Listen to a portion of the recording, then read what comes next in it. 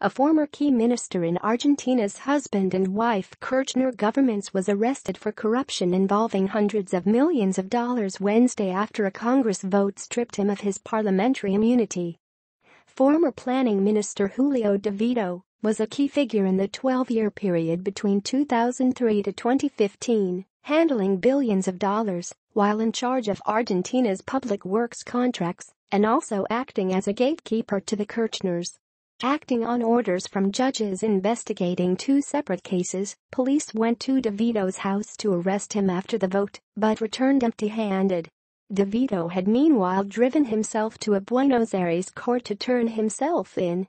Around sundown, he arrived at the top-security prison in Ezeiza, south of the capital, in a heavily guarded police convoy.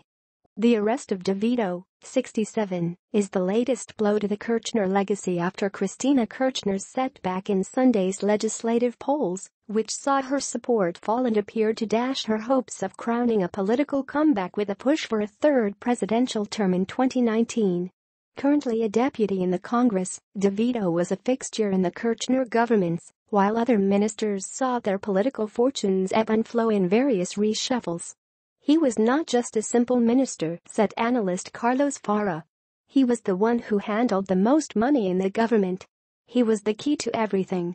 President Mauricio Macri won strong support for the move in Congress, which voted by 176-0 in favor of removing De Vido's immunity, with one abstention. The leftist Peronist bloc, from which the Kirchners drew their support, decided not to participate in the vote. Hector Recalde of the Peronist Victory Front Party denounced what he called a government plan to persecute opponents. Judges investigating two corruption cases, the administration of the coal-fired Rio Turbio power plant and the alleged overpricing of imported liquefied gas, had ordered De Vido's arrest as soon as his immunity was lifted. Kirchner is facing several corruption charges of her own, but won a Senate seat in Sunday's midterm elections, which guarantees her immunity from jail if convicted.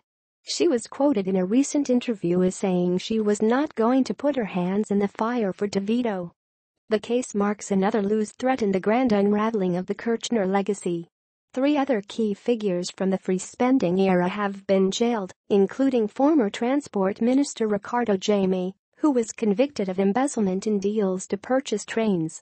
Another insider, real estate developer Lazaro Baez, is suspected of profiting from rigged tenders after receiving hundreds of millions of dollars worth of public works contracts from the Kirchners. The most bizarre case involves the deputy planning minister Jose Lopez, who was caught red-handed by police trying to hide nearly $9 million in cash in a Buenos Aires convent earlier this year. Kirchner, who served 2 terms as president from 2007 to 2015 after the death of her husband and ex-president Nestor, faces several corruption cases. She is due at a court hearing Thursday to answer an obstruction of justice charge relating to the probe into the deadly 1994 bombing of a building home to a National Jewish Charities Federation in Buenos Aires.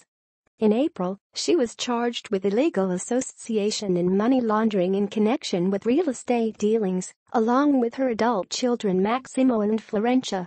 She also faces trial on charges of financial mismanagement as president, accused of ordering the central bank to sell dollar futures at artificially low prices, causing Argentina to lose hundreds of millions.